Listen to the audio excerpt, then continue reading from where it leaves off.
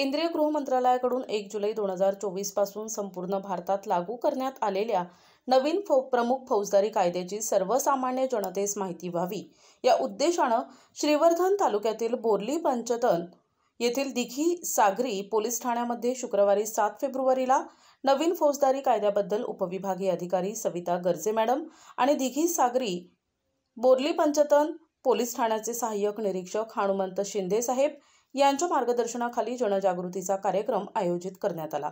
यावेळी श्रीवर्धनचे उपविभागीय अधिकारी सविता गर्जे मॅडम यांनी लोकांना मार्गदर्शन करताना सांगितलं की ब्रिटिशकालीन जाचक कायदे बदलून त्याऐवजी नवीन कायद्यान्वये गुन्ह्यातील पीडितांना आणि समाजाला न्याय मिळवून देणाऱ्या तरतुदींचा समावेश, तंत्रज्ञानाच्या वापराद्वारे तपास प्रक्रियेचे आधुनिकीकरण आणि नवीन कायद्यामध्ये खटल्यांसाठी वेळेची निश्चिती, त्याचबरोबर मॉब लिंचिंग म्हणजेच समुदायाकडून होणाऱ्या हत्येसाठी असलेली कठोर शिक्षेची तरतूद करण्यात आली आहे।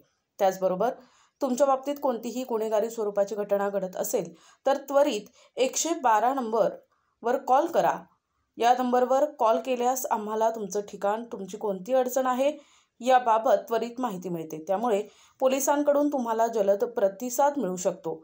सध्या जे काही सायबर क्राईम घडत आहेत त्याला आपणच सतर्क राहून प्रतिबंध करू शकतो असंही त्यांनी आवाहन केलंय।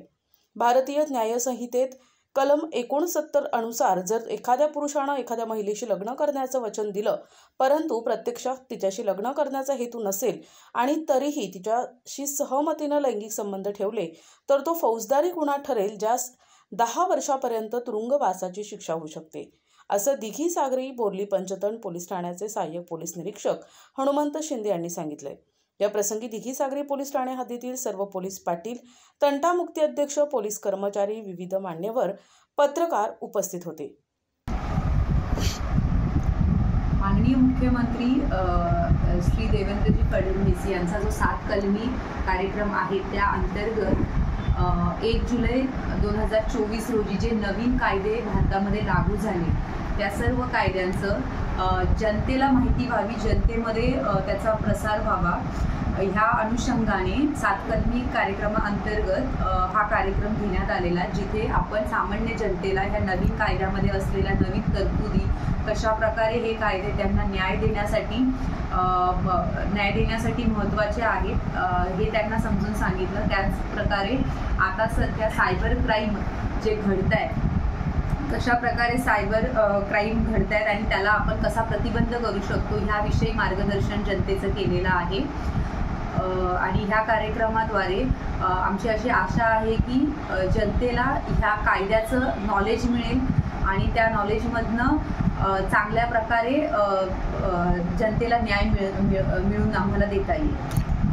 भारतीय न्याय संहिता आहे, त्याच्यामध्ये पूर्वी जो आपला IPC होता तो आता भारतीय न्याय संहिता झालेला आहे। त्याच्यामध्ये नवीन भरपूर गोष्टी ॲड करण्यात आलेल्या आहेत ज्या जनतेला माहिती नसते। जसं पूर्वीच्या IPC कायद्यामध्ये मॉब लिंचिंग हा प्रकार नव्हता, त्याच्यासाठी पर्टिक्युलर कोणती शिक्षा दिली नव्हती, पण आपण मागील काही वर्षामध्ये जर बघितलं तर मॉब लिंचिंगचे भरपूर प्रकार आपल्याकडे घडलेले आहेत, पण त्याच्या अनुषंगाने आपल्याकडे कोणतंच असं कलम नव्हतं की ज्या कलमाद्वारे आपण त्यांना शिक्षा देऊ शकतो। पण नवीन कायद्यामध्ये भारतीय न्याय संहितेमध्ये मॉब लिंचिंग हा ह्याच्यासाठी पर्टिक्युलर शिक्षा दिलेली आहे। अशा प्रकारे अनेक नवीन गुन्हे आणि जुने गुन्हे जे कालबाह्य झालेले आहेत ते काढून टाकलेले आहेत आणि नवीन प्रकारचे गुन्हे त्याच्यात ॲड केलेले आहेत। आणि त्याच्या नावाप्रमाणेच ह्या कायद्याचा उद्देश आहे लोकांना न्याय देणं। पूर्वीच्या कायद्याचा उद्देश होता लोकांना दंड करणं, तर ह्या कायद्याचा जसा उद्देश मी म्हटलं न्याय देणं आहे, त्यानुसार ह्या कायद्याला बनवलेलं।